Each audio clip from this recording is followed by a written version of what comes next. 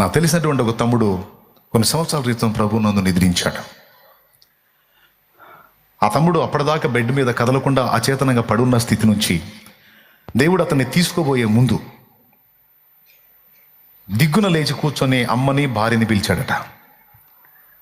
ఇద్దరిని పిలిచి అంటున్నాడు, ప్రభు నన్ను పిలుస్తున్నాడు, నా సమయం ఆసన్నమైందమ్మా, నేను వెళ్తున్నానట. ఇన్ని రోజులు మాట్లాడకుండా ఏందయ్యా సడన్గా ఇప్పుడు ఇట్లా మాట్లాడుతున్నావు, దేవుడు నిన్ను పిలవటం కాదురా, నీకు స్వస్థత వచ్చింది, నువ్వు బాగుపడుతున్నావు అని వాళ్ళ అమ్మ చెప్పింది. లేదమ్మా, దేవుడు నన్ను పిలుస్తున్నాడు, చివరి మాటలు మాట్లాడుకోవడానికి నాకు అవకాశం ఇచ్చాడే, నా మాట వినండి, నేను వెళ్ళిపోతున్నాను, సేవను ఆపొద్దు, పరిచర్య జరిగించండి, బిడ్డల విషయంలో జాగ్రత్త, నన్ను పిలుస్తున్న దేవుడు మీకు ఏది తక్కువ చేయడు, నన్ను దేవుడు పిలుస్తున్నాడు గనుక మన వాళ్ళు ఎవరో ఏ మాటలు చెప్పినా మీరు ఆ మాటలు లక్ష్య పెట్టొద్దు, ఎవరి మాటను బట్టి మీ విశ్వాసాన్ని కోల్పోవద్దు. ఈరోజు నేను వెళ్తున్నాను, కొద్ది కాలం తర్వాత మీరు కూడా నా దగ్గరికి వస్తారు. మంది అది పర్మనెంట్ ప్లేస్ కానీ ఇది కాదు. మనమందరం అక్కడ కలుసుకుంటాం, ఇక ఎప్పటికీ విడిపోకుండా శాశ్వతంగా మనం అక్కడ ఉంటాం, అందుకు డౌటే లేదు. కాబట్టి నా కార్యక్రమానికి ఫలానా వాళ్ళని పిలవండని నా గురించి కూడా చెప్పి కన్నుమూశాడు. చిలకలూరుపేటలో ఉన్న శాల్యమన్న వాళ్ళని కూడా పిలవండి అని చెప్పి కన్నుమూశాడు. ఈ విషయాలన్నీ మాట్లాడి ప్రశాంతంగా బెడ్ మీద పండుకున్నాడు, అంతే, వెళ్ళిపోయాడు. అన్యులు వచ్చారు, ఇక రెడీగా ఉంటారుగా కాట్లేయటానికి. ఏదన్నా మేలు జరిగితేనేమో నిజంగా యేసుప్రభు గొప్ప దేవుడే, నిజంగా గొప్ప కార్యాలే చేశాడు అని అంటారు. ఏదన్నా తేడా వచ్చిందా,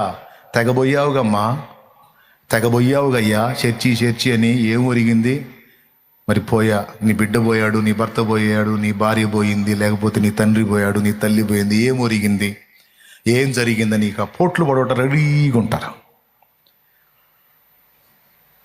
వాళ్ళందరూ వచ్చి తల ఒక మాట పొడుస్తున్నారు. దేవుని సేవ చేశాడు, దేవుడే లోకంగా బతికాడు, అలా చేశాడు, ఇలా చేశాడు, ఇలా ఎందుకు జరిగిందని ఆ తల్లి ముందు మాట్లాడుతుంటే పెద్దగా కేక వేసి ఒక మాట ఉంది ఆ తల్లి, నా బిడ్డ కార్యక్రమానికి వచ్చారు, ప్రశాంతంగా కార్యక్రమాన్ని వీక్షించి వెళ్ళటం వరకే, ఒక్క మాట కూడా నా ప్రభు అనొద్దు, ఒక్క మాట కూడా నా దేవుడు అనొద్దు. మేమందరం మారు మనసు ఎందుకు పొందామో తెలుసా, మేమందరం బాప్తిస్మం ఎందుకు పొందామో తెలుసా, ఇక్కడే ఉట్టిగట్టి ఊరేగటానికి కాదు. బాప్తిస్మం పొంది మా పాపాలు కడుక్కొని పరిశుద్ధులం ఎందుకు అయ్యామో తెలుసా, ఏ క్షణాన ప్రభు పిలిచినా పరిశుద్ధులంగా ఆయన దగ్గరికి చేరడానికి. ఏదో ఒకనాడు చావక తప్పదు, ఆ చచ్చేదేదో పాపులుగా చావకుండా పరిశుద్ధులుగా చావాలని ఆ పరిశుద్ధుని రక్తంలో మా పాపాలన్నీ కడుక్కున్నాం. ఎందుకో తెలుసా, మీకు తెలియదు, ఒక రకంగా ఇది మరణానికి ముందు సిద్ధపాటు. మేము రెడీ అయ్యాం. రెండవది, ఇన్ని రోజులు మాట్లాడని నా బిడ్డ ఇదిగో కొన్ని గంటల క్రితం లేచి కూర్చొని చక్కగా అన్ని విషయాలు చెప్పి కన్నుమూశాడు. నా బిడ్డ కన్నుమూసినప్పుడు పెద్ద పెట్టిన ఏడుస్తూ నా బిడ్డ విషయంలో నేను దుఃఖపడతా ఉంటే నాకు ఒక దర్శనం కలిగింది. ఆ దర్శనములో నేను నా జీవితంలో చూడనంత ఎత్తైన వ్యక్తుల్ని చూశాను. ఇద్దరు పెద్ద పెద్ద ఆకారాలు కలిగిన వ్యక్తుల మధ్య నా కుమారుడు చిన్న బిడ్డలాగున్నాడు. వాని ఎదుట తలుపులు తెరవబడ్డాయి. వాళ్ళిద్దరూ వాని చేతులు పట్టుకుని నడిపిస్తూ కొంచెం దూరం తీసుకెళ్ళట్టు వదిలితే వాడు నా దేవుని ప్రపంచంలోనికి పరిగెత్తుతున్నాడు. నా ప్రభు నాకు చూపించాడు అది, చెప్పి చూపించి తీసుకున్నాడు. ఒక్క మాట కూడా అనొద్దు, ఇష్టమైతే ఉన్నాడు, లేకపోతే వెళ్ళిపోండి. అన్యులు, వాళ్ళందరూ అన్యులు, ఇష్టమైతే ఉన్నాడు, లేకపోతే వెళ్ళిపోండి. కార్యక్రమం చూడాలని వచ్చారా, చూసి వెళ్ళండి, లేకపోతే మీకు ఇష్టం లేకపోతే, మీకు ఏదైనా ఇబ్బందిగా ఉంటే వెళ్ళిపోండి. పరిశుద్ధులు చేస్తారు నా బిడ్డ కార్యక్రమాన్ని, పరిశుద్ధులు చేస్తారు నా బిడ్డ కార్యక్రమాన్ని సవాల్ విసిరిద్దాం. దాదాపు 60-65 ఏళ్ళు ఉంటాయి అతనికి. ఆమె ఇచ్చిన సమాధానం మతిపోయింది నాకు.